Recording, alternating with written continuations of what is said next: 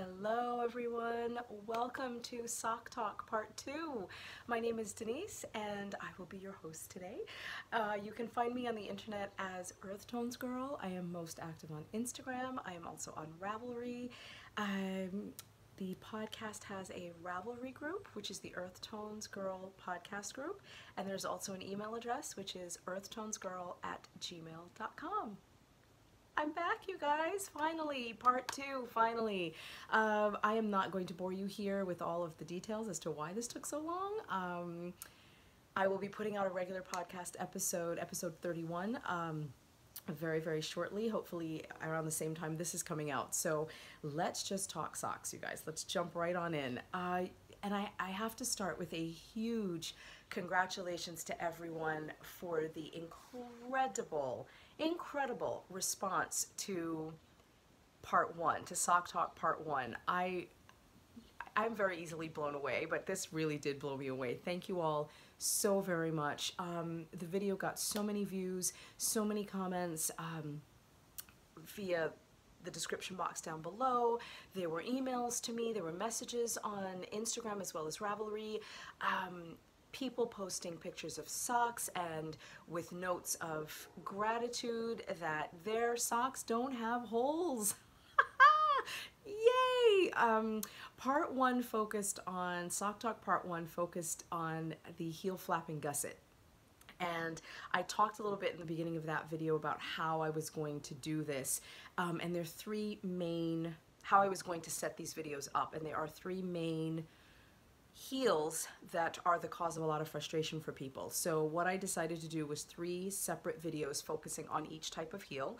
Part 1 was the heel flapping gusset, and so many people commented on the surprise at learning new ways, at learning the way that I demonstrated, a new way to pick up the stitches, and which avoided holes and holes at the intersections.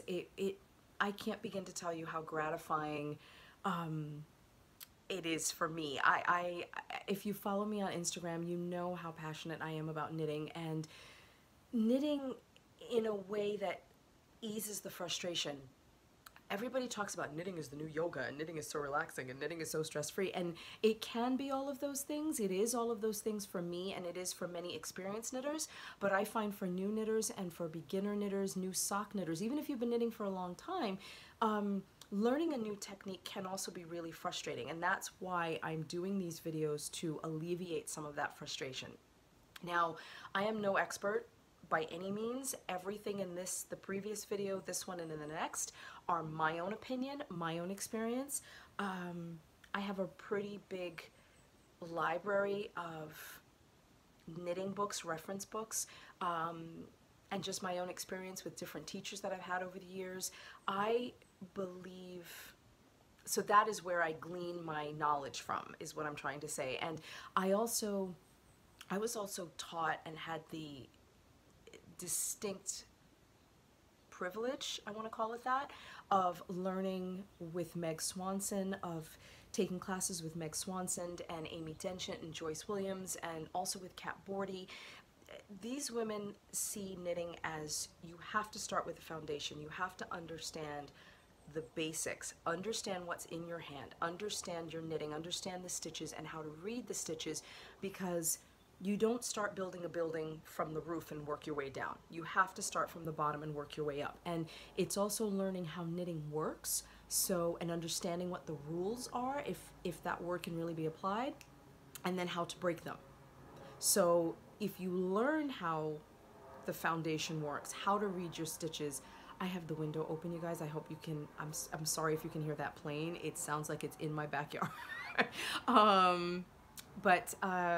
Yes, it's understanding the very basics and the foundation so that you can customize things, alter things, change things, and that's fine. You are the boss of your knitting. You are in control of your knitting. That is the goal for me, is to get this information out to you so that you have control over your knitting.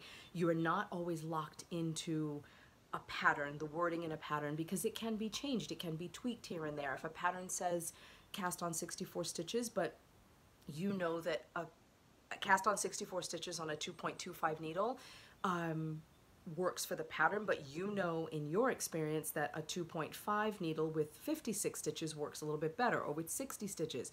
You can still follow the pattern, but now you have a little more flexibility with customizing it, whether it's altering a pattern or changing the heel. If the heel in a pattern is a short row heel, but you prefer an Afterthought heel, or you prefer a heel flap and gusset, it's okay to change it. There are no hard and fast rules. You can change it. You can make your socks or your garments whatever you want them to be and make them how you want them to look. So yes, so back to my gratitude. Thank you again so much for everybody that watched the first video. I hope that you find this one as helpful as you did the first. Time and life are now being a little bit more knitter friendly, so to speak. So hopefully I'm really gonna try. There was such a long delay. It was 3 weeks between the first video and this one. And I'm really gonna try my best, fingers, toes, everything crossed, that I can get part 3 done. And I'll give you a little teaser here. If you follow me on Instagram, I posted about the short row heel, and the part 3 of Sock Talk is going to focus exclusively on the short row heel.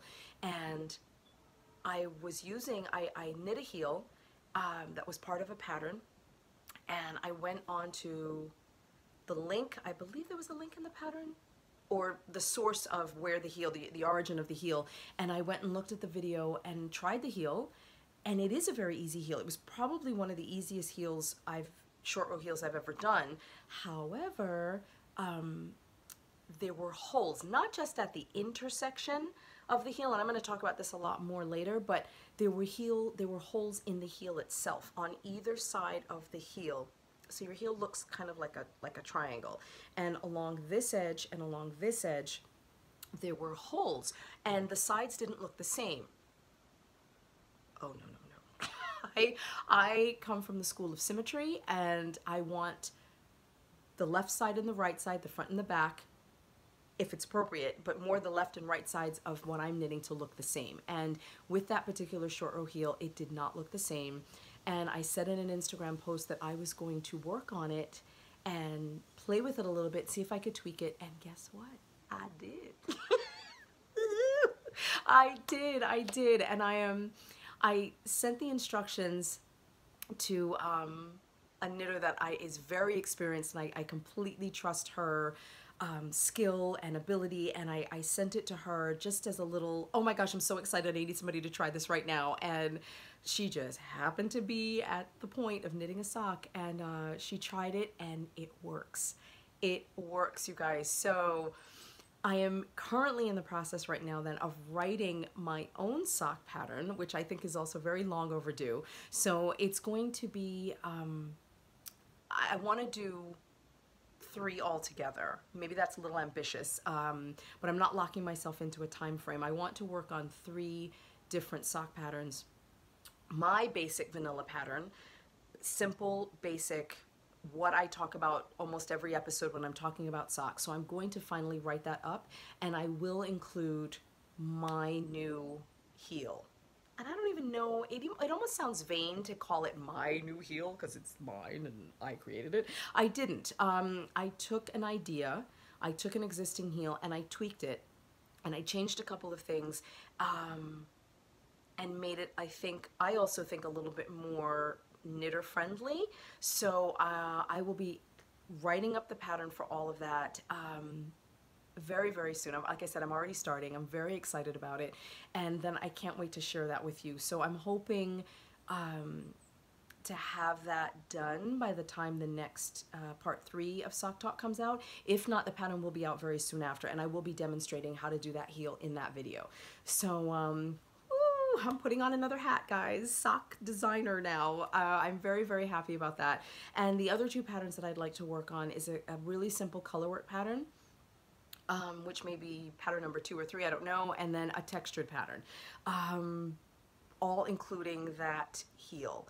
The heel that I love, the short row heel that I love the most, is the Fish Lips Kiss heel, but that is a paid-for pattern, and I can't use that in my own pattern, but I think that these modifications that I've come up with will be really fun for everybody, and it gets more into the fine tuning of sock knitting, more into the minutia of sock knitting, or of knitting in general, which really excites me so very much. Other people, it may be watching paint dry, to each his own. I absolutely love it. And I think that, again, understanding why doing it this way didn't work, but why doing it this way works, will help people a lot with understanding how to read their knitting, how their stitches work, etc. So that was just a little preview of part 3. And today, 10 minutes in, I'm finally getting to the point. Today's video is about the afterthought heel. So what is an afterthought heel? An afterthought heel is basically a heel. And so I have to digress for just one second. I talked about afterthought heels multiple times in older episodes, and someone posted a comment and said, it's not really an afterthought heel, it should be called a forethought heel, because you do plan exactly where you've given this thought. You've given it forethought as to where you are going to be forethought, hence the name. You've given it thought as to where exactly you want to put that heel. So an afterthought heel in this viewer's mind didn't really make sense, and I can see that, but I think the reason it's called an afterthought heel is because you knit it after you've completed the rest of the sock. So you can put an afterthought heel in whether you're knitting top down or toe up. So that, I think, is why the term afterthought heel is used. But this viewer is correct. You are definitely planning where in the sock you are going to put that heel. So today I'm going to be talking about a couple of things. Why you want to knit the heel, where you want to put the heel, because it's not like knitting a regular sock where you get, well, it is and it isn't, depending on which way you're going. What we're going to cover, why you want to use an afterthought, where you want to put it. We are going to discuss knitting top down, knitting toe up, and I have samples of all of that here.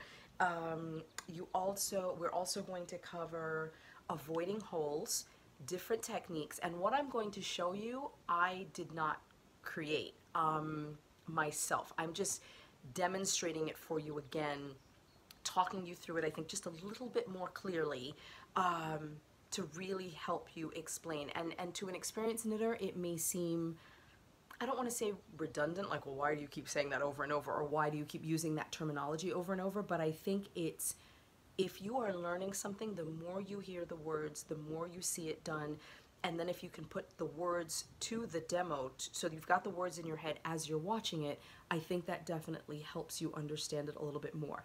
I can say to you, pick up the stitches, which I've heard in other videos.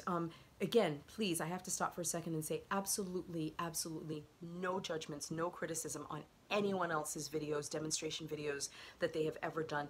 I've watched so many of them and they are all amazing, and I have learned so much from them, and I will reference them as I'm demoing things and talking. But every now and then I almost say to myself, oh, I wish they'd said this at that moment, because I think somebody else watching, especially a new knitter, I think if they'd heard that word while watching, it would have been just that much clearer, just a little bit clearer for them to understand. So I'm hoping to do that for you here. So why you're knitting an afterthought heel, where you're putting the heel, we're going to work top down, toe up, and then we're going to talk about some of the other videos that I've referenced in order to do this video, and then a couple of other, I'll insert the demonstration videos and then talk about a couple of other little tips and tricks that I've learned along the way. Oh, that is the intro, guys. 14 minutes. Okay, let's get into this. So let's go back again. I started to touch on it, but let's talk about it a little bit more. Of course, there's always the time factor for me, but I'm doing good. So let's talk a little bit more about why you want to use an afterthought heel. So we've talked about why it's called an afterthought, but why do you want to use this particular type of heel instead of a heel flapping gusset or instead of a short row heel? The main reason is to not break up the pattern that you are working on within the sock. I'll say that again. Or to not break up the pattern in the sock, or to not break up the stripes. And I find my motivation for using the Afterthought heel was to keep the striping in self-striping yarn as keep the integrity, keep it as even as possible. I'm not sure what word I want to use there, but when you're looking at, and I'm going to show you this one for a second, when you are looking at self-striping yarn, which this is, and I only ever, I do scrappy socks, but that's another conversation, and everything I'm saying can be applied to scrappy socks as well. It's just you're doing the work of the striping as opposed to the yarn itself doing it. So you have a little more control when you're making the scrappy socks. But with self-striping yarn, as you're knitting, and again, whether you're knitting from the top down or from the toe up, you don't always know what patterning you're going to get if you're coming down and you suddenly start working the short row heel or your heel flap and gusset. You're definitely going to break up this striping. It's going to have an effect on how the heel looks. It's going to have an effect on how the front or instep of the sock, and you know what, I'm going to pop this off for a second so you see what I mean. Oh, I didn't weave in an N, y'all. Let's tuck that in. My slip is showing. So here, if you're looking at the front of the sock, if you've put in a heel flap and gusset or a different heel, a short row heel on the back, and you're knitting along, it is definitely going to interrupt the flow of these stripes. And there is also what I call, and what many people call, a bullseye effect. So here's another reason. Reason number one, not to interrupt the flow of the striping on your sock if you're using self-striping yarn. Also, if you are knitting a textured pattern, and let's say the textured pattern is only on the front or only on the back or whatever, you can just kind of keep going with your patterning. You can put in the markers where you're going to put your Afterthought heel, but it doesn't break up your flow. You can just keep going.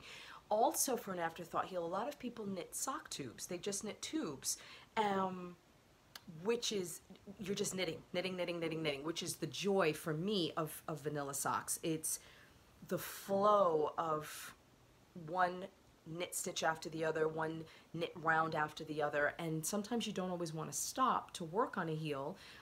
If you're traveling, if you're in a meeting, sometimes people knit in various places and locations. If they're in a meeting, they don't want to stop because then they have to look down or focus a little harder on what they're doing, which takes away from what they may be doing in real time. So again, for example, you're at a lecture and you're knitting away, which I did not too long ago. I went to an art presentation, and as the artists are talking, my hands are going. I'm knitting the whole time, but I knew if I stopped at that point to do the heel and had to look down, there's always that feeling that you're not paying attention to the person speaking, or that you're being rude because you're now not looking.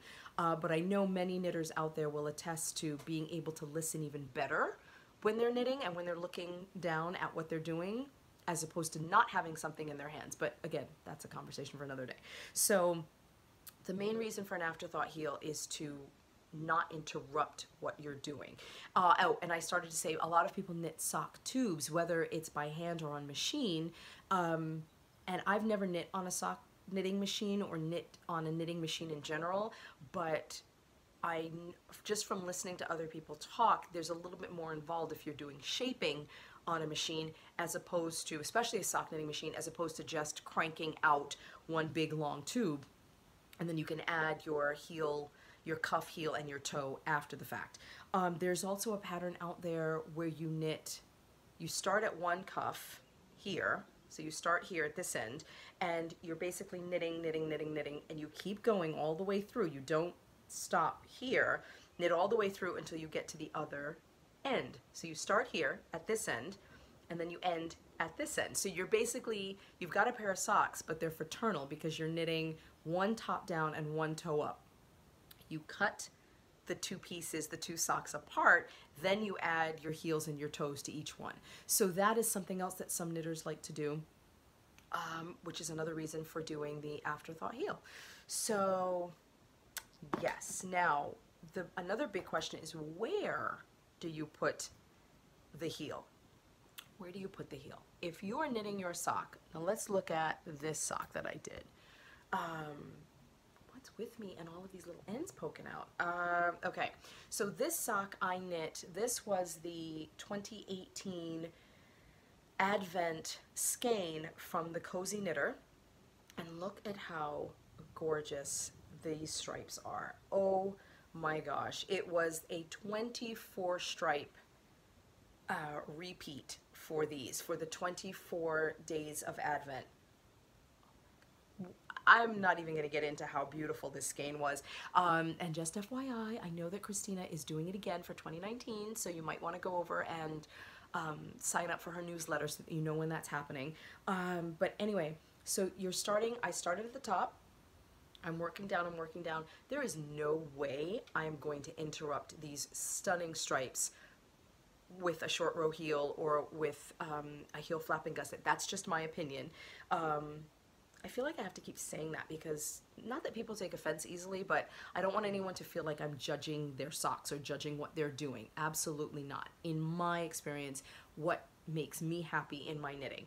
So what I decided to do here, and I'll talk about this more in the when I'm actually demoing the heel, I put in my markers, I kept knitting all the way down to my toe, I knit my toe, and then I went back and did my heel. And what you get is this gorgeous bullseye effect.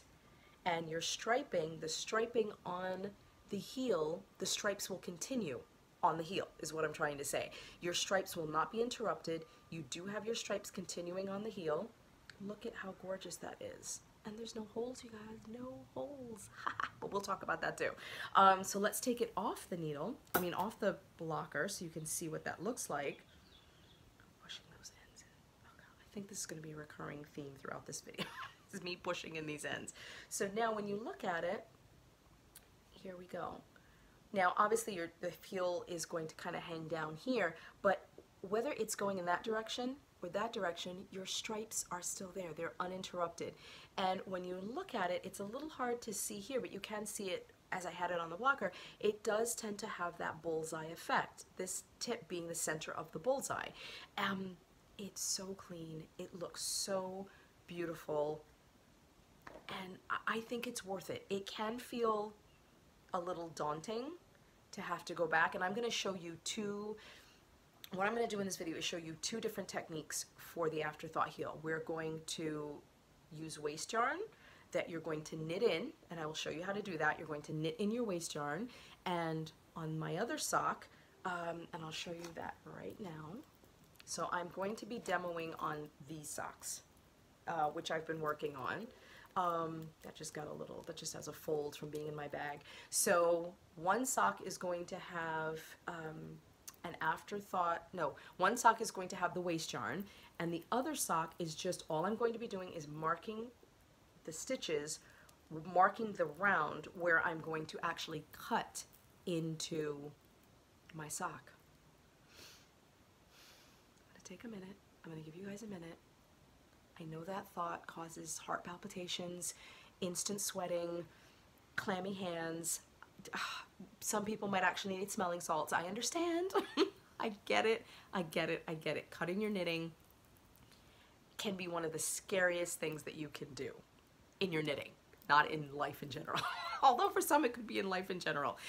It's a very scary prospect to put scissors to something that you've spent hours knitting and standing the chance of actually cutting it wrong. Okay, I'm going to show you how to not cut it wrong. I'm going to show you how to cut it properly. I'm going to show you how to cut the yarn and knit your heel in without the holes. I promise, I promise. So that is what I'm going to be doing, and I really wanted to use I wanted that in a pair because I want you to see the difference, and actually that there really isn't a difference, I should say. There really isn't a difference with either technique. It just depends on what feels more comfortable for you, what you're more comfortable knitting, what feels safer for you to do. So these are going to be my demos. And if you're curious, this little marker, I know I'm going to get that question. This marker is, it says, hold on, it says oh dear, I can't even, self-striping. Okay, it says here self-striping addict. Hold on, let me turn that back around. That's what this says. And this little marker is actually from a set that I have here. It's actually from a set of stitch markers by, oops, I have it upside down, I'm sorry, by A Needle Runs Through It, and it's their sock set. So I will show a better picture. It's about 6 little, these are markers, just stitch markers, but I turn them into progress keepers by just adding the little, where is it? By just adding the little lobster, an extra ring, and why can't I think of the name of the ring? But adding a little ring here and the lobster claw clasp. So, but these are available through A Needle Runs Through It. They are on Instagram as A Needle Runs Through It, and they also have an Etsy shop. So if you're interested in purchasing these, you can go and have a look there. So, yes. That is what we're going to, 2 techniques will be demonstrated. Let's say that again. Using waste yarn and no waste yarn where you're actually cutting into your knitting. So now when you're knitting a sock top down, let's get to the question of where you put in your, where do you put in the heel?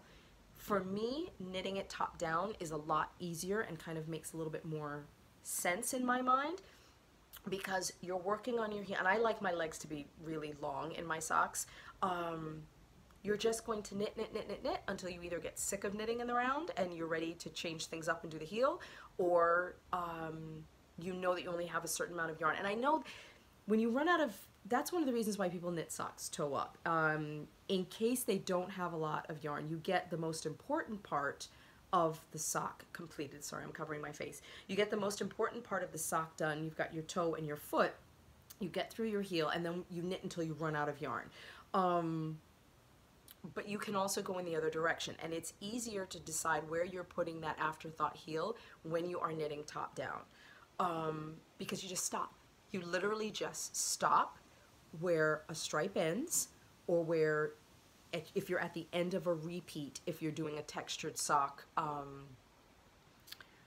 Yes. So now what I did here, and I'm going to show you this also because I have this marked pretty clearly on these. I'm going to show you exactly where. Now this particular yarn, the stripes are a little bit more gradient in this one. In this, it's very distinct. You have very distinct breaks in the colorway. And what I like to do is insert my heel between 2 stripes. That's just for me. I can be a little obsessive about having my socks match, so I really want to be precise with exactly where. I don't want to break up those stripes. So if I can get the afterthought heel in right when the yarn breaks. So basically, again, I'll talk about this more in detail when I'm demoing. What I'm going to be doing is picking up 1 row of stitches in one color and then 1 row of stitches in another color. There's going to be 1 row, it doesn't matter which one, of one or the other color that I'm going to be cutting. And it really doesn't matter. It's not going to break it up too much, and you'll see that I'll be a lot clearer once I get started. So for top down, that is what you're doing. You just stop basically when the leg of the sock is long enough and you're ready to put your heel in. Now with toe up, which is what I have here, toe up I find to be a little bit trickier. I'm not gonna lie, one of the reasons it took me so long also to do this video is I kept reknitting to figure out because this looked too long to me, but the instructions, I followed Susan B. Anderson's toe up sock pattern, and which is available on Ravelry. You can purchase that on Ravelry. And all of the sock patterns, there's a really, okay, so I'm going to recommend Susan B. Anderson's toe up sock pattern. There is also a toe up sock pattern by Tanis Fiber Arts, which is Trusty. I think that's the name. I'm going to put that down here for you. I think it's the Trusty toe up sock pattern. And I'm also going to talk at the end too, because there's a lot of sock knit alongs going on right now, promoting the basics of sock knitting, and I'm so excited about that. There's enough yarn and knitting and cals to go along for everybody. I'm not saying, well, just do mine and don't do someone else's. Share the love. If you are doing my sock cal, which is the No Fear sock cal, and you've got a couple of pairs of socks under your belt and you want to step out of the box, try something new, you can also double dip. You can work in my Cal, you can work in the Cal by Tanis Fiber Arts. Hey Brownberry, who is Mars, on Instagram. She's Hey Brownberry on Instagram, and that is also the name of her podcast. She has a sock cal going on right now called the Sockcessful. I love that name. The Sockcessful sock cal. And double dip, you can work in both. Poly dip, you can work in all three, you can work in four. Have fun with your sock knitting, get involved in these cals. There is something to learn from everyone. Things that people do, different techniques people have. There is definitely information to glean from all of these amazing knitters. And you also stand a chance to win more prizes. Let's just say that too, because who doesn't love winning prizes and winning yarn? So definitely get involved in that. But what I was saying about this is I was a little nervous about where I was supposed to stop with this. Where do I stop with the toe up? And I haven't done a toe up sock. I've done one pair and I did it, I don't even know, more than 10-15 years ago. So I honestly don't even remember what I did there. And I think I did a heel flapping gusset, but I did it in reverse when it was still relatively new technique. But anyway, but following the instructions, every toe up sock pattern that I've looked at has said the same thing. And if you, okay, let me continue. I'm sorry. There's so much I want to say that it's all sort of falling out of my mouth and I'm not being clear. So forgive me about that, you guys. You have to measure your foot. I go into measuring your foot in great detail in part 1 of in Sock Talk part 1. So please reference that. And of course I will link that in the description box down below. I talk about how to measure your foot. All of the sock patterns talk about, if you're knitting your sock toe up, to stop knitting your sock when you are 2 inches away from the total length of your foot. Okay, I am going to grab a sock ruler. Hold on, I'm going off camera for 1 second. I'm going to keep talking so you can hear my voice. I should have had this with me, but I didn't. Okay, I'm on my way back. Here I am. The one prop I forgot to put next to me. So I talked about how to use these tools. Yes, this is a Corn Pops box, if any of you recognize. It's by Kellogg's. It's all I had on hand one day when I was taking a class with Kat Bordhi. But I purchased this sock ruler from Chelsea Yarns. And you can purchase these from Chelsea Yarns. You can also get them from Knit Picks, various websites. A lot of people carry. There's also something called the actual sock ruler, which I know you can get from Knit Picks. So go and have a look at all of these sources. And then I go into detail as well in Sock Talk Part 1 of how to make one of these for yourself. And now, again, this line right here, so my whole foot, I'm not talking shoe sizes now, I'm just talking the actual length of my foot is 9.25 to 9.5 inches. So I'm giving myself a 1/4 of an inch wiggle room. So let's say 9.5, okay? 9.5 inches. This line is 2 inches from where my heel ends. So that would make from here to here 7.5 inches. What you want to do, same thing on this ruler, when you slide these into your sock, just like this, I am at 7.5 right in here. 7, am I there? Yep. So here's the 8, here I'm at 7.5. When I do this, when I tuck this into my sock, and as you can see, it looks shorter now once you've got it in here because your foot is taking up, it's eating up, the width of your foot is eating up some of the length of your sock. Does that make sense? So here I am, right at the line. So now it's time for me to put in my heel. So I also knit these in tandem so that I could get everything right at the same spot on both socks. And that, so for toe up, that is what you do. You want to knit to 2 inches less than the actual length of your foot. So I do recommend getting a sock ruler if you tend to knit toe up socks or you want to try them. I do recommend getting a ruler or referencing my other video for instructions on how to make one of these for yourself. And you can laminate this. I've never done it because I always keep it tucked in a book. And I also don't knit toe up socks, but that's going to change. So, so yes, you can make one of these or get a ruler so that you know exactly when.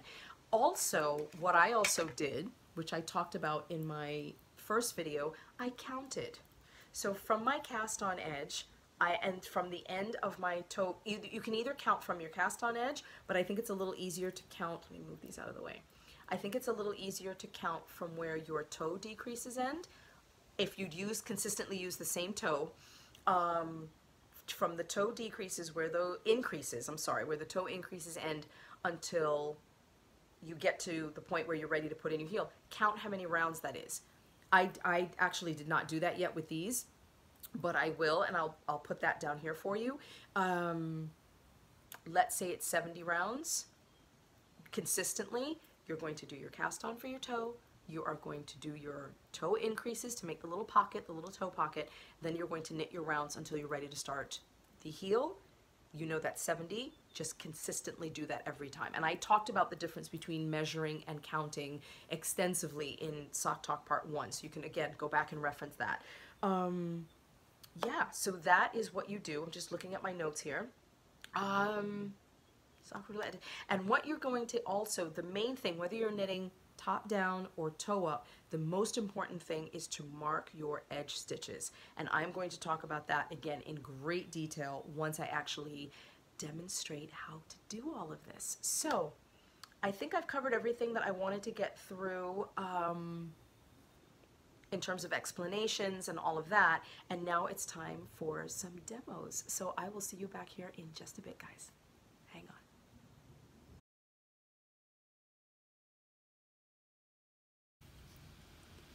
Hi everybody.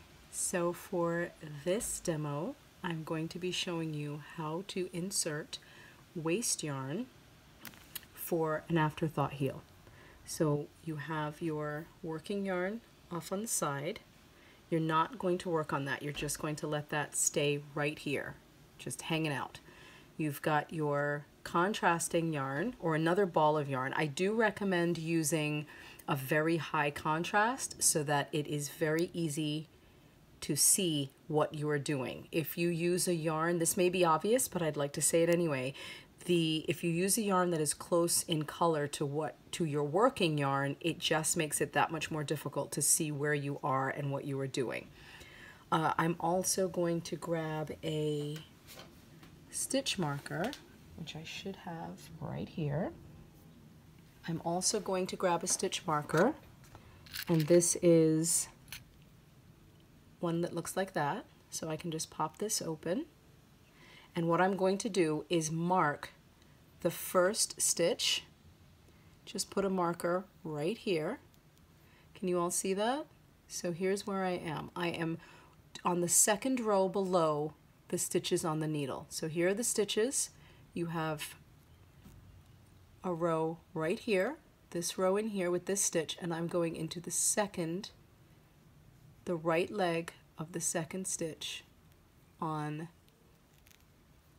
the row. And that's just going to ensure that I am picking up the right stitches when I come back to do that after. What I'm actually going to be doing is picking up the stitches just under this waste yarn, which is going to be these stitches here on the needle. But it's very difficult if you don't put the markers in place. As you can see, if you look further down the sock, it's very hard to see exactly which stitch is the edge stitch. I mean, you can trace it with your finger, but why give yourself more work to do? Definitely put the marker there, and you can put one on both sides if that's easier for you, and I'm going to do that right now. Can I just also, I'm going to interrupt myself for one moment here. I'm putting the second marker in. So here, pull the needle. Let's pull the needle out to the cord, just so it's a little easier and it gives you a little more slack with what you're doing. And I'm going to find, here is, these are the needle stitches on the needle. That light purple stitch is one under, and I'm going to go one right under that, into that slightly darker purple stitch right there, and I'm going to put in my marker. And you guys, I have to say I am actually using a new setup.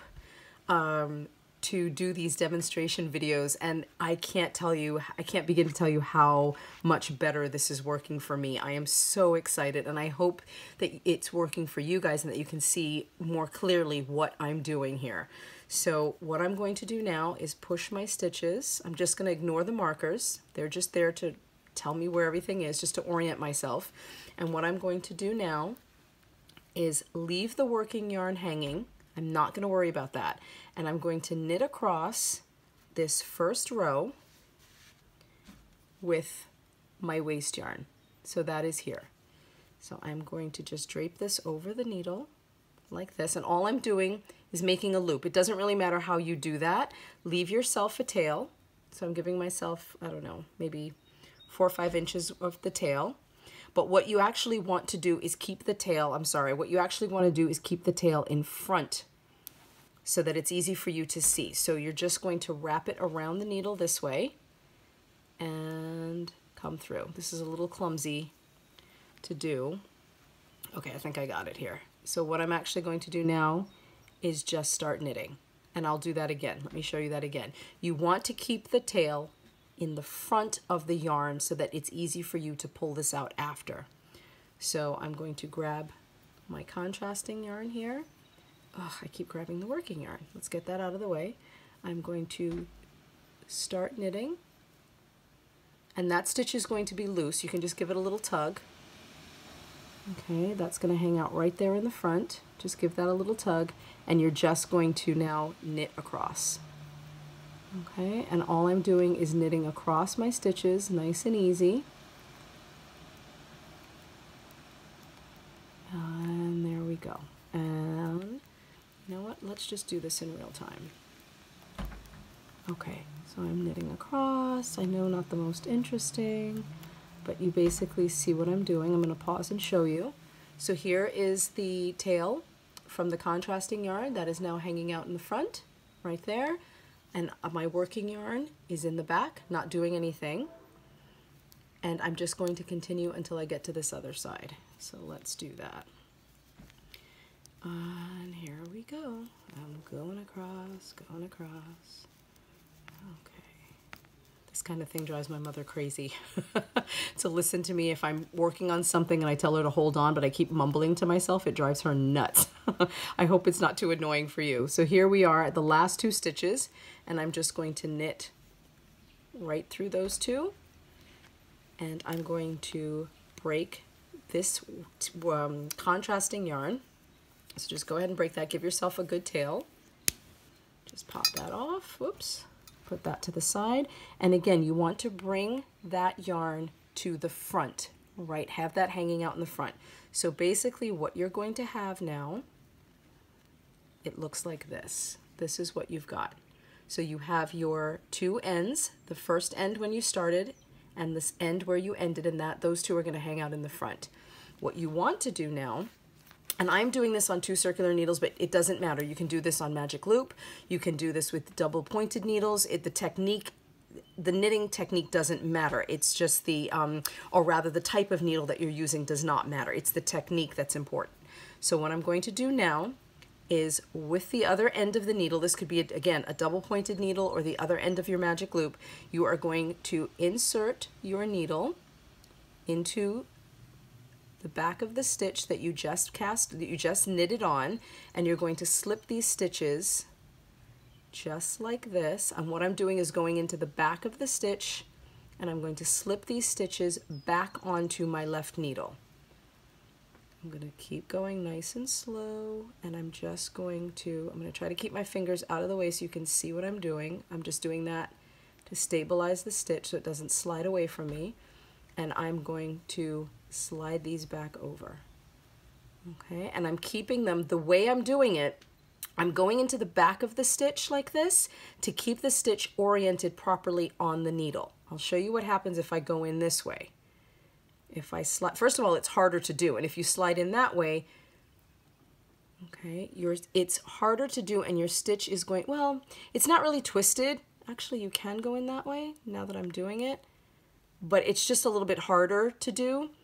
So just keep going this way. I thought it might twist the stitch. It really doesn't, but it's a lot harder to go in. As you can see, it's harder to go into the stitch from this angle like this as opposed to just sliding into the back of the stitch like this.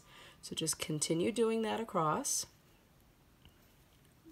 Okay, this new setup is wonderful. I hope this is working for you guys. I used to get so dizzy recording these, but I can actually look at my hands now. Once I keep my hands pretty much in the same spot here. Okay, so I'm to the last stitch and I'm going to just slide that back on to my left needle. So now it looks like this. They're waiting to, so now the stitches are back into position to be knit again. So when you're putting in the waste yarn, what you're now going to do is let this yarn hang out here. I'm going to pick up the working yarn once again and I'm going to start knitting with that.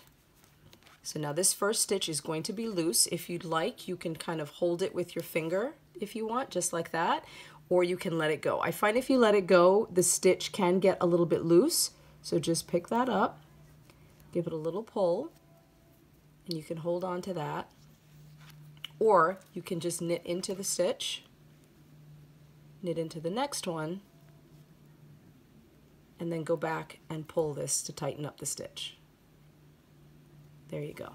So now, as you can see, it's nice and neat. There's no gaps or anything like that, and you're just going to continue knitting. And that's basically it, you guys, for this tip, for the Afterthought heel using the waste yarn. I am going to now knit across this and go about half an inch to an inch above it so you can see what it looks like when there's more of the sock knit above this spot. So I'll be back in just a bit. So as you can see, I knit a little bit more than an inch or half an inch past the waste yarn. I just got carried away staring at all the beautiful colors. So what I am going to do now is show you how to pull this waste yarn out and how to pick up the stitches and start knitting your heel.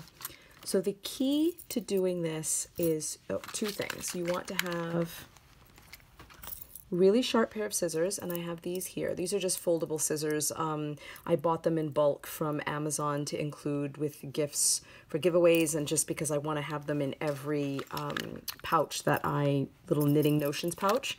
So you really want to make sure that your tips, the tips of your needles are very, very sharp and pointy. This just helps with this a little bit. And then you just want to have a darning needle to start pulling this out. But what we're going to do first is I have another set of needles here. You know what, let's pull this up a little so you guys can see a little bit better.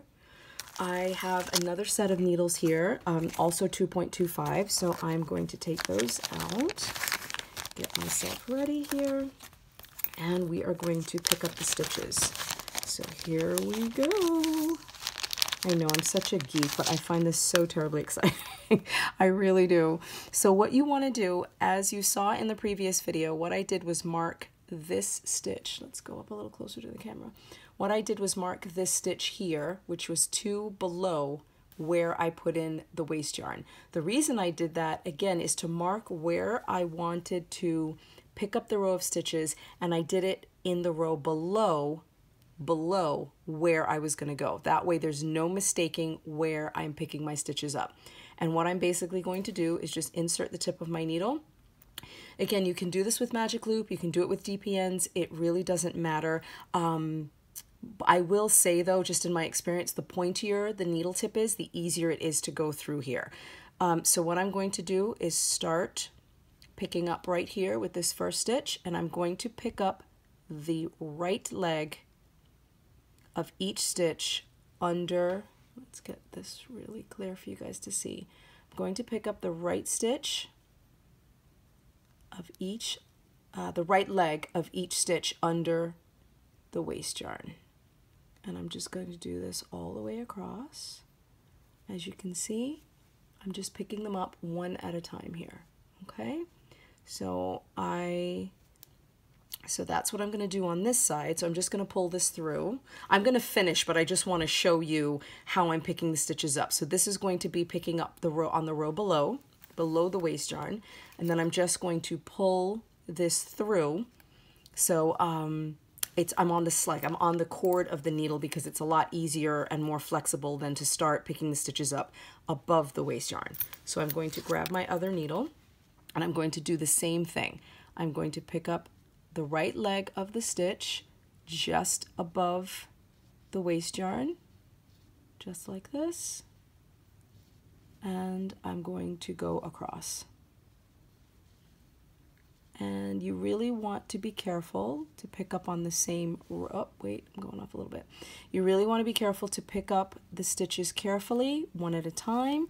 You also want to be careful that you're not picking up anything on the back of the sock. Sometimes if you go in a little too deep, you may also want to just put your hand on the inside of the sock.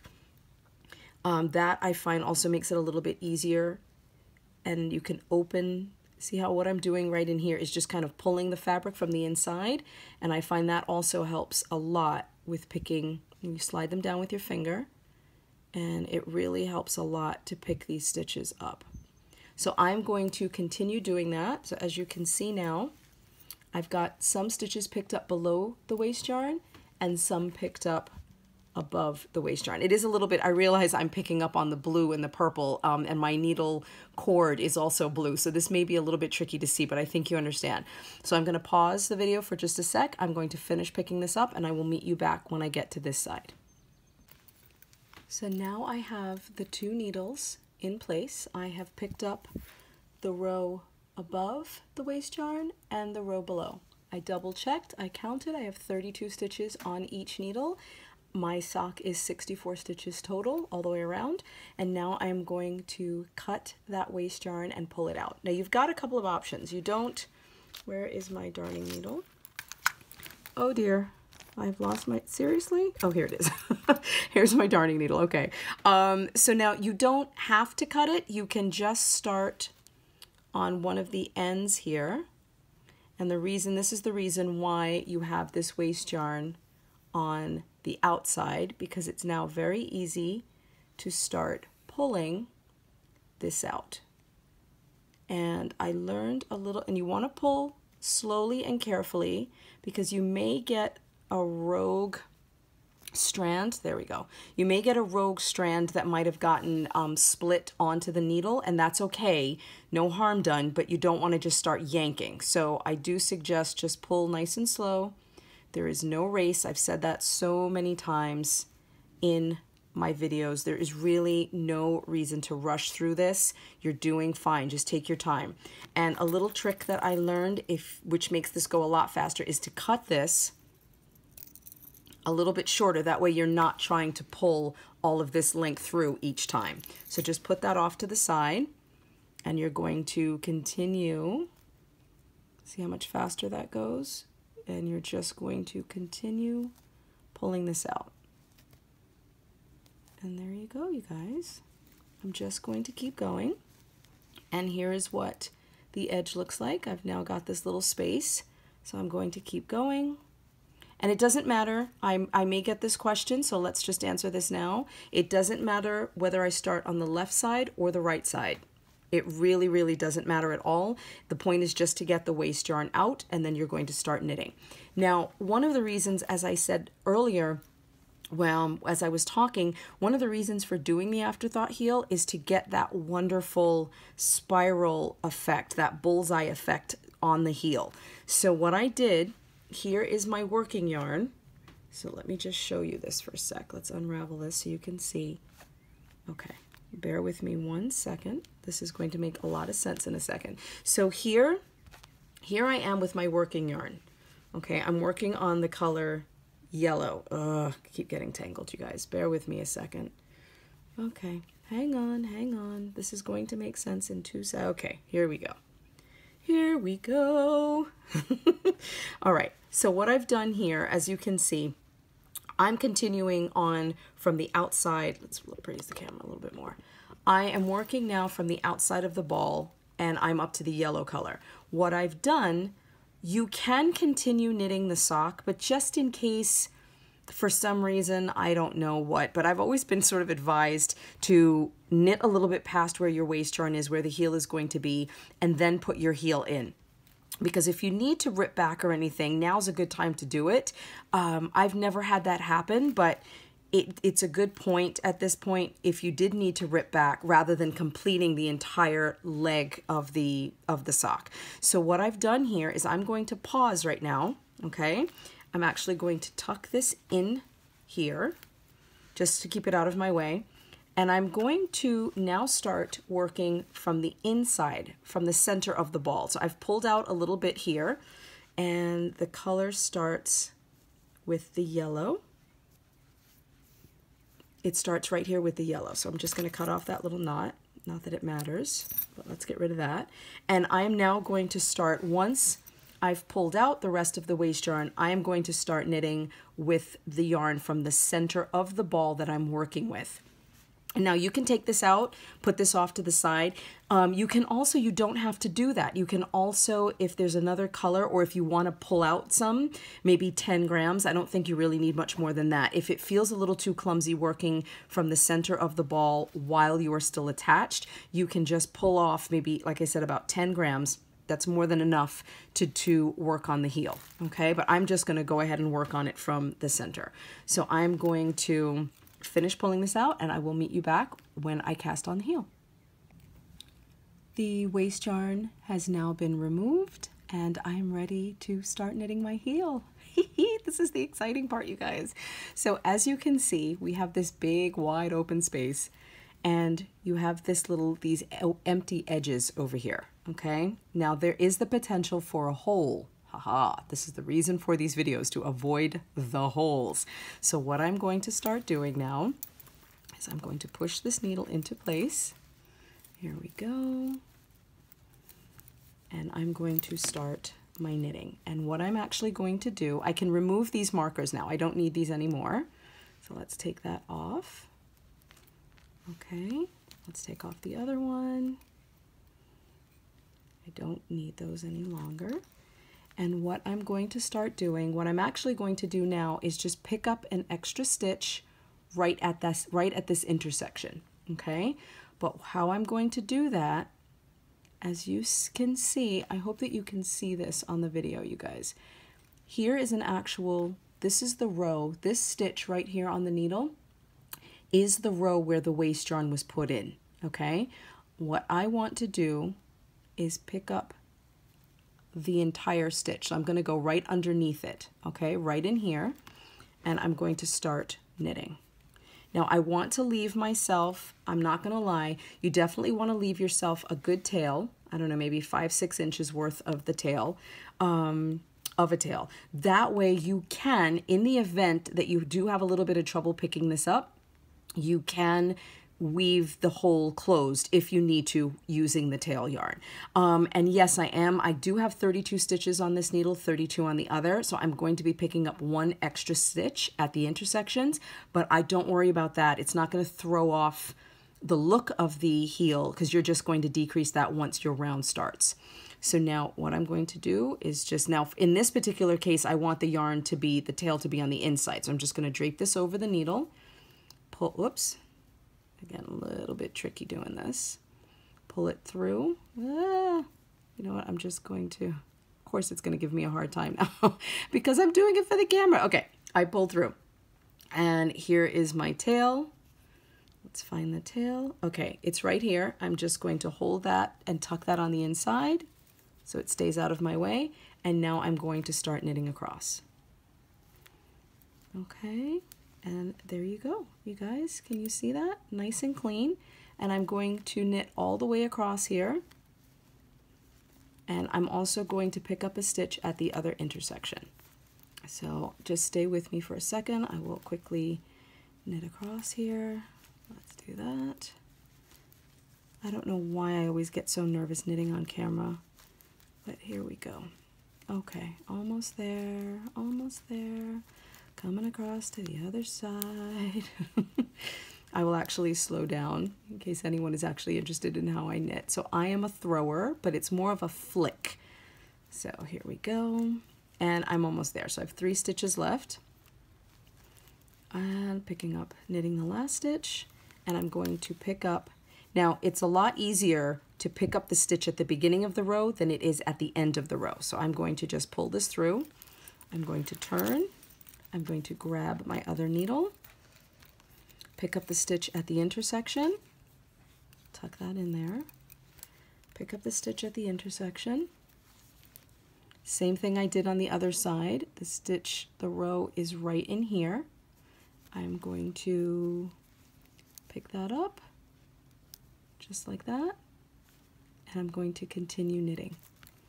Now, something else that I've learned lately, somebody asked me once, how do I avoid ladders on the sides of my knitting when I'm using 2 circular needles? I always take, and this can apply with magic loop, this can work with DPNs, with anything that you're doing. Take the cord, if it's with DPNs, you take that extra needle that you just finished working on and tuck it under, tuck it under the needle that you're working on. And what that does, when I go into, I'm going to go back so you can see, when you go into the first stitch, it's a little bit loose. Go into the second stitch, and just as you're going in, give it a pull. You see how that tugs right in there? Give it a pull and come through. And then pull it one more time on the third stitch. You see how that moves literally right there? And then you can keep going. And I'm going to show you in a second. I'll go back. And as you can see, the cord is in the way here. But as you can see, there's no hole and there's not going to be any gaping or gapping where I've just picked up that extra stitch. So now I'm going to keep going. Now, one thing I'm going to do, whether it's using waste yarn for your Afterthought heel, or if you're using, because I've got my other sample here when I show you how to do this without the waste yarn, what you want to do is knit just a couple of rounds. I usually say between 3 to 5 rounds plain, and what that does is it gives you a little extra depth in the heel.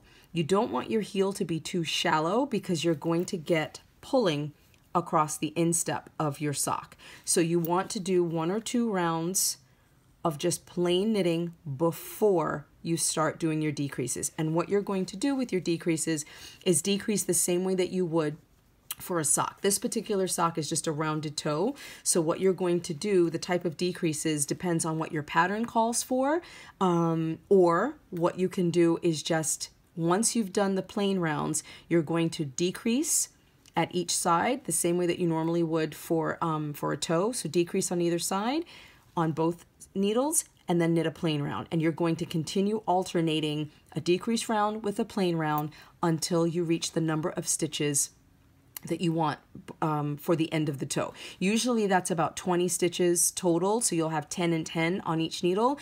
If you don't want the toe to be too pointy, you can do 12 on either side, or you can even do 14. But what that also does is it again will add to a more shallow heel. So I do recommend going down to 10 stitches on each needle, so decrease down to 20, 10 and 10. So I am going to continue knitting around my heel, and I will show you what this looks like at the end. That's basically it, you guys.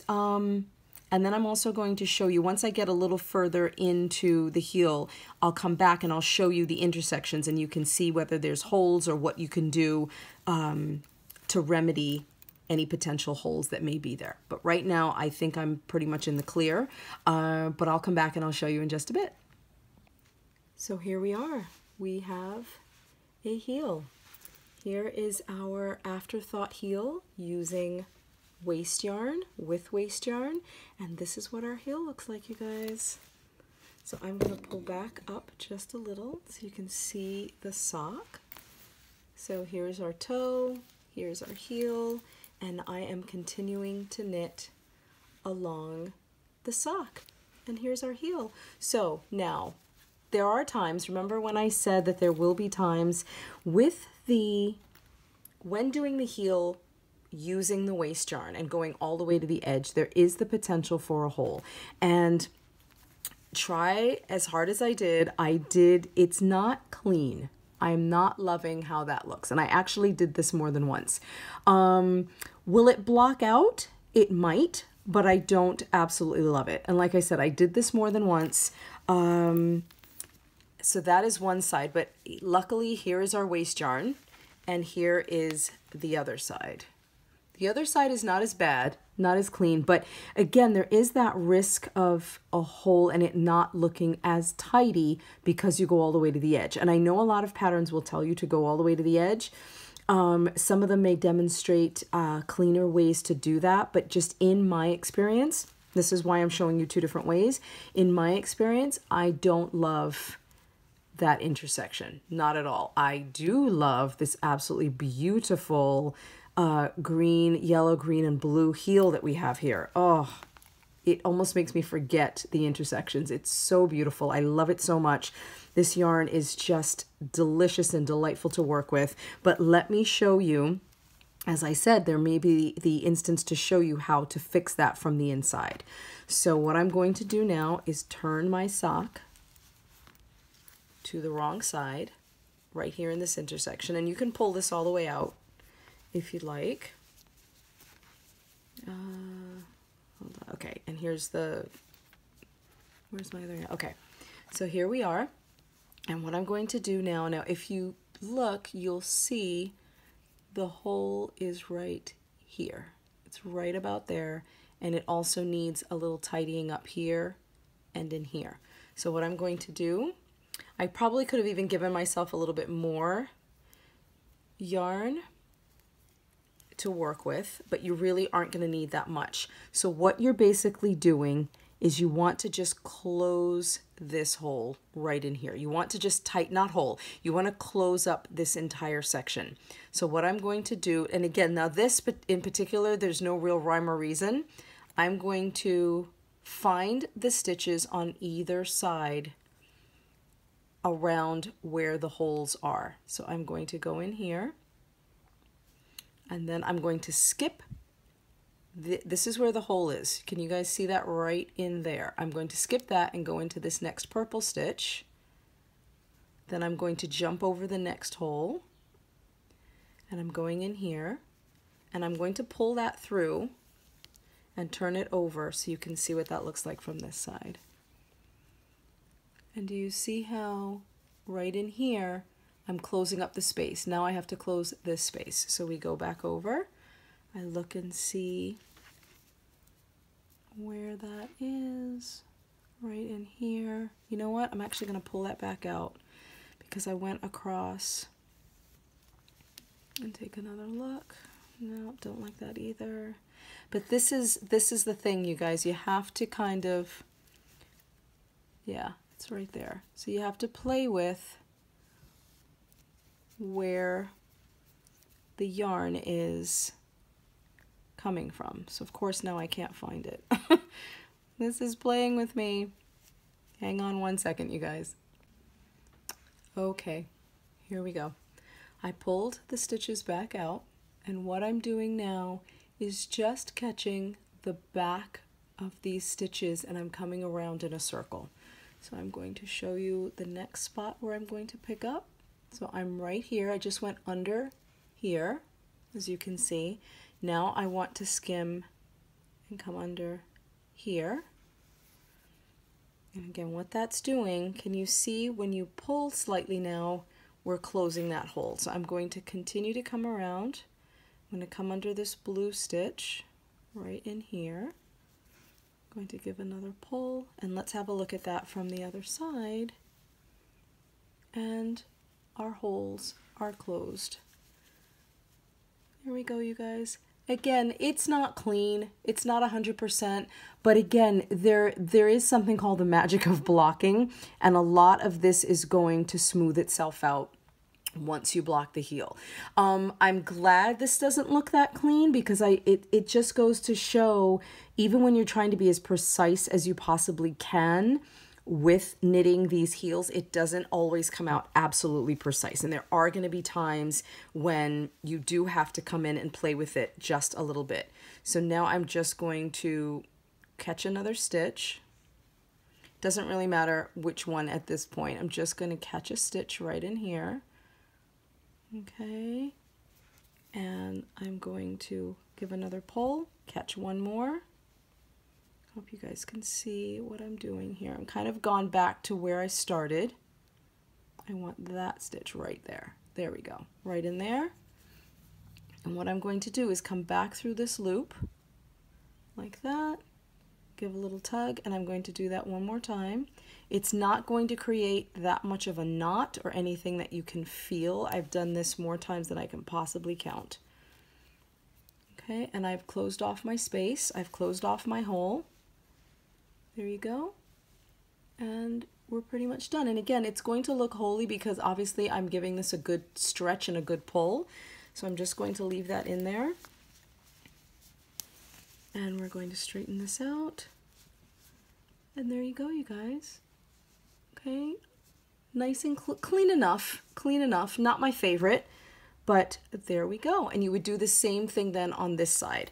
But ultimately, that is how you would work with waste yarn and if you needed to fix the holes on the side.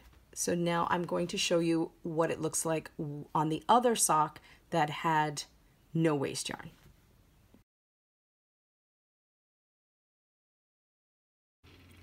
Hello everybody. So for this part of the tutorial, we're going to talk about the Afterthought heel with no waste yarn.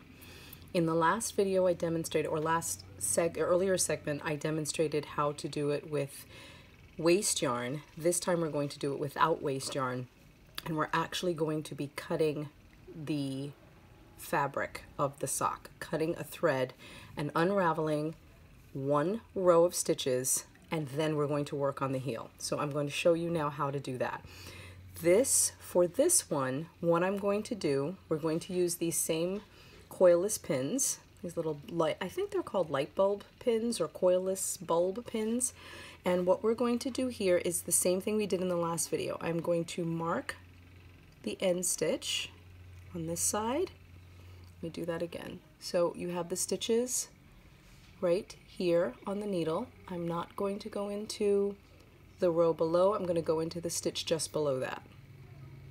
I'm going to put that right here.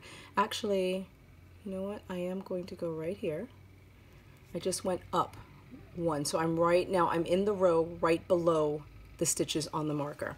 In the last video, I was 2 rows. I was in the second row below, but in this one, I'm going to go right into the stitch below.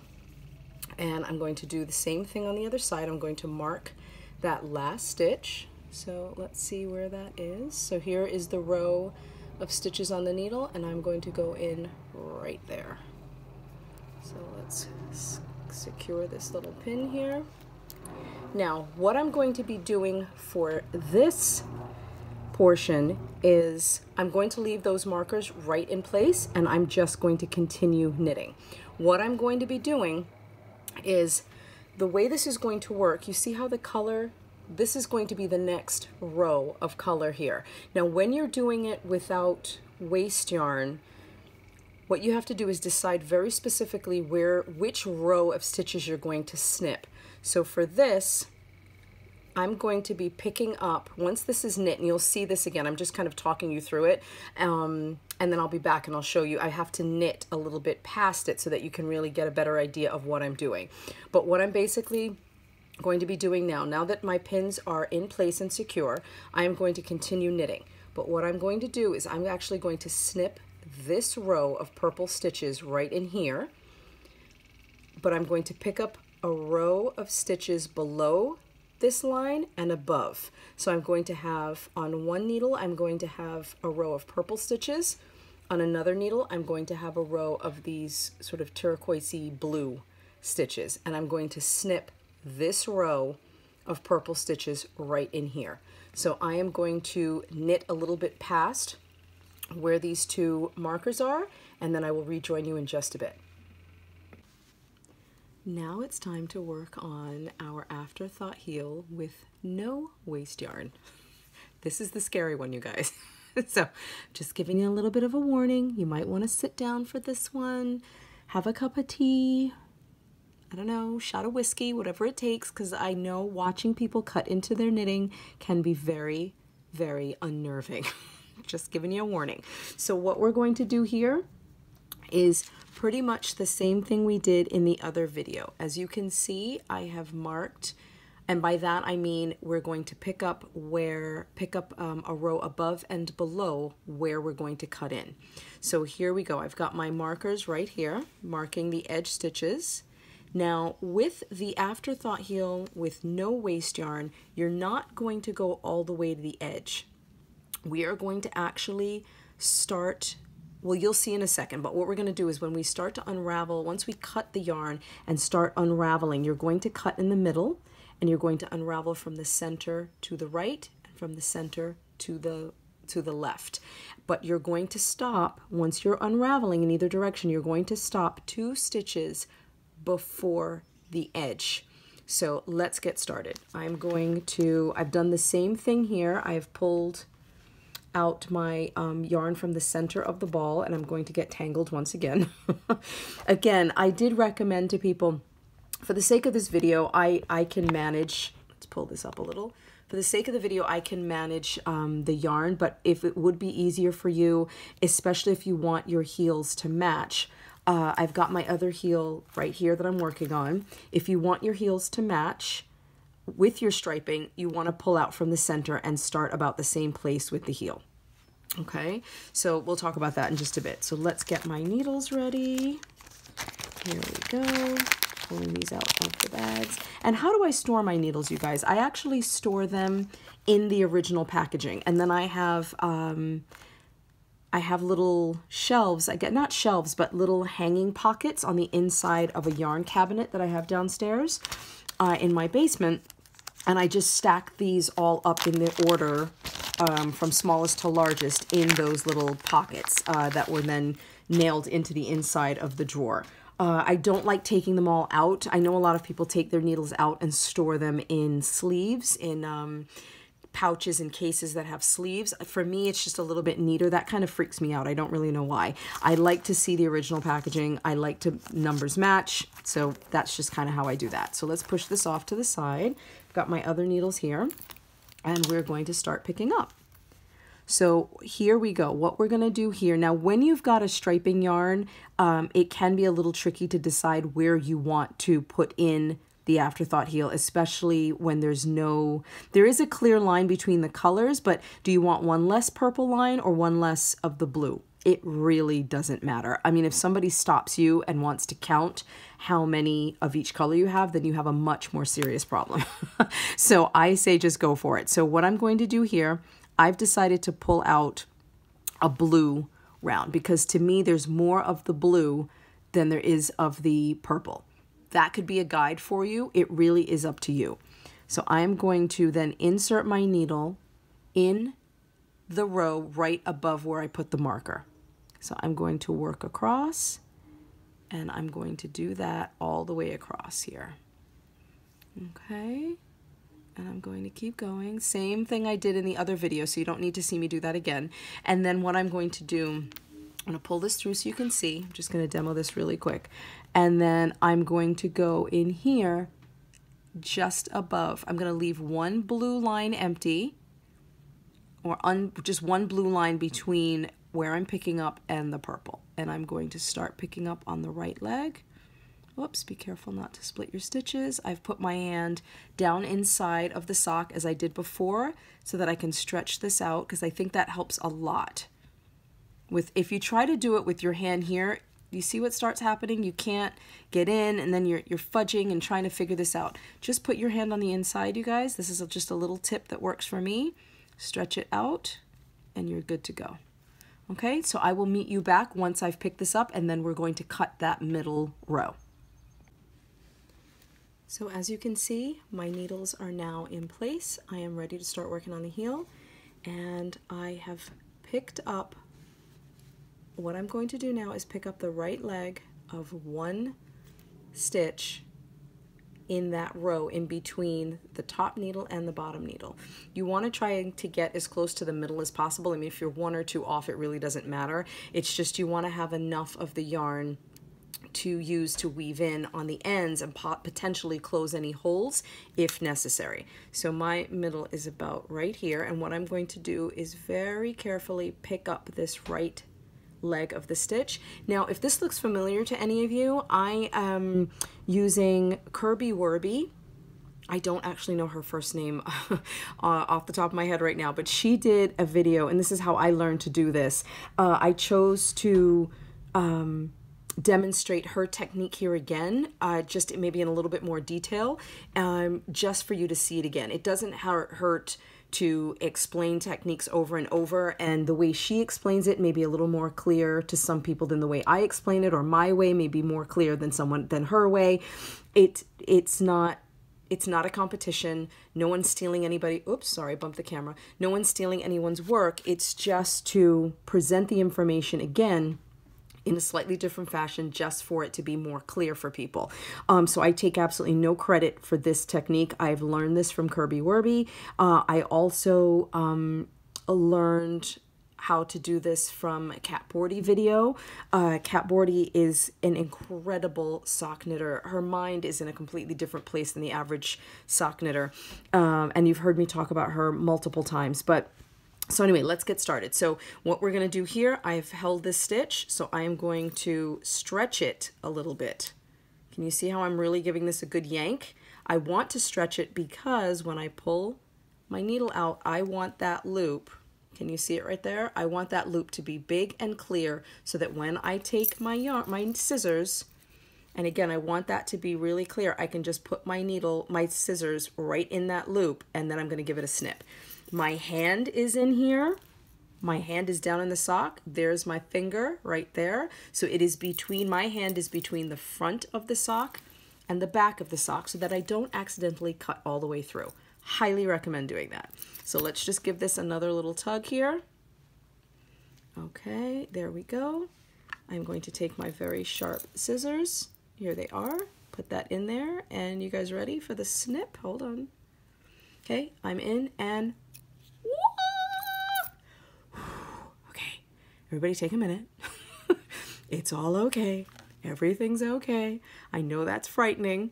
So now I've got a hole, which is what we've been trying to avoid, but this is an intentional hole. And what I'm going to do now is start unraveling my stitches. And I'm just working from the center to the left right now. And I'm going to unravel this. You do not want to cut this tail, which is what we did in the other video for the Afterthought heel with the waist yarn. You do not want to cut this heel. You want to leave this in so that you can weave it in later on, okay? And to potentially use it to close any holes. So I'm just going to keep doing that all the way across. Just bear with me. And like I said before, you only want to unravel to 2 stitches. It's a little tricky to do. So just spread it out a little bit, and you want to go to 2 stitches before the end of the row. And I also, in watching the replay of all of this and doing all the editing, I realized that I say row a lot and I actually mean round. So forgive me for doing that. I try, when I hear myself say it, I try to put in a little disclaimer across the bottom of the screen just to say what I actually mean to say is round and not row. So forgive me for doing that.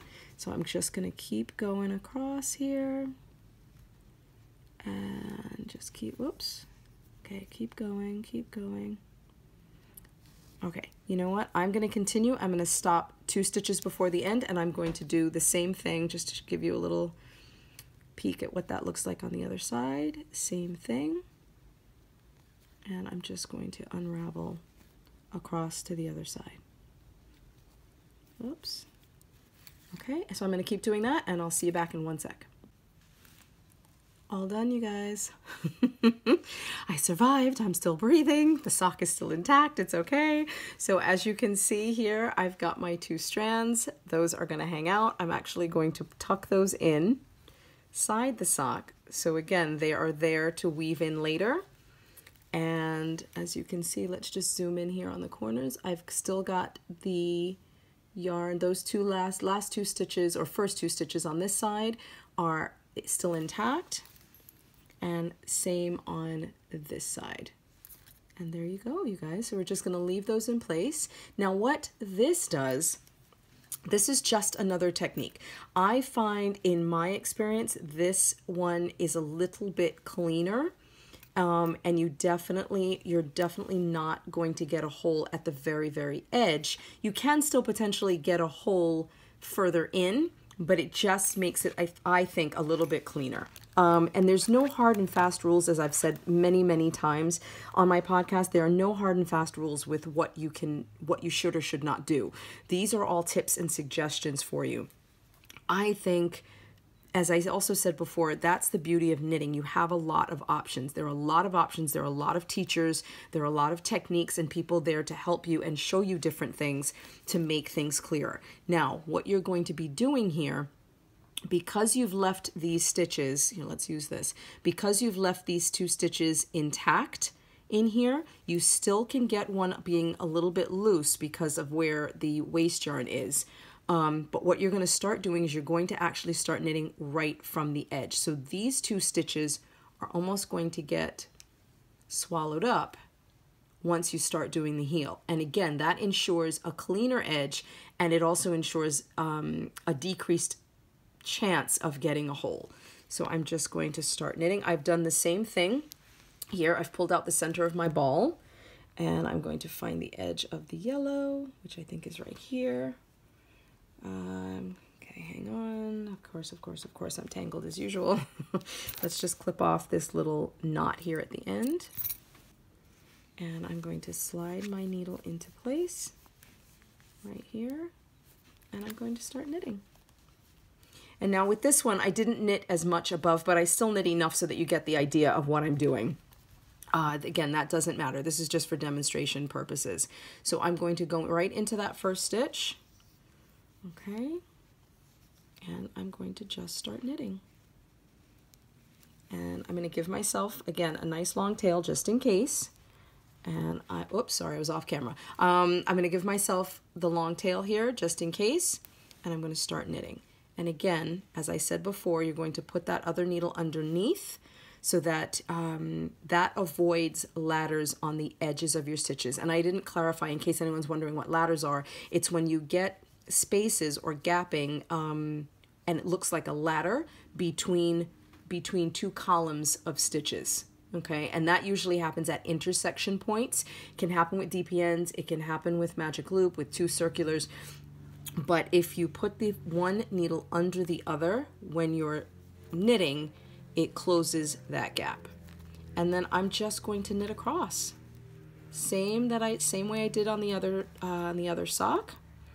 And I will meet you back here in just a bit. And now I'm also going to do the same thing with the no waste yarn technique. I'm going to knit about 3 to 5 rounds, just plain, no increasing at all, no decreasing, I'm sorry, no decreasing at all. I'm just going to knit 3 to 5 rounds.